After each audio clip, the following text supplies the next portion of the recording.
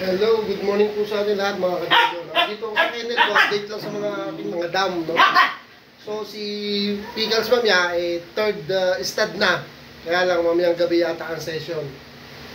So ito, update ko lang kayo mga kadogo. Ang nangyayari ngayon, bali magiging tatlo pa yung nag-hit. Pati yung sityo ko nag-hit eh. Kaya lang hindi ko na yung papa-stud kasi matanda na. Ito lang dalawa talaga ang naantabayan ako para sa upcoming stud nila.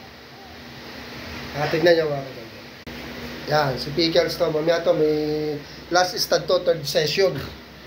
Kaya lang nakiusap yung kaibigan nating shooter, gabi daw dahil may lakad yata ng maga. Ito, makulit talaga to, super talaga to, makulit na lang talaga to. Panggulo to, panggulo. 4 na buwan pa lang siya eh, pero ang laki na. Ito si Cotton, yan. Pang ano na ba to? Pang 4th day na. Oh, pang 4th day, malapit na to. Kaya lang, itong aking kennel, yan, nakikita ninyo, sobrang linis. Kasi nga, every morning yan, puro regla. Dahil sabay-sabay sila nag-i-stud. Ay, sabay-sabay sila nag-i-hit. Yan, puro reg yan. Kalilinis lang yan, mga kadogo. Patan.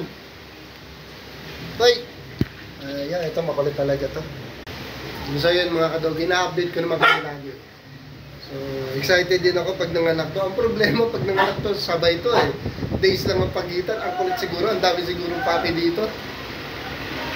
Dito na lang mga kadogo ha. Update na lang. Thank you for watching.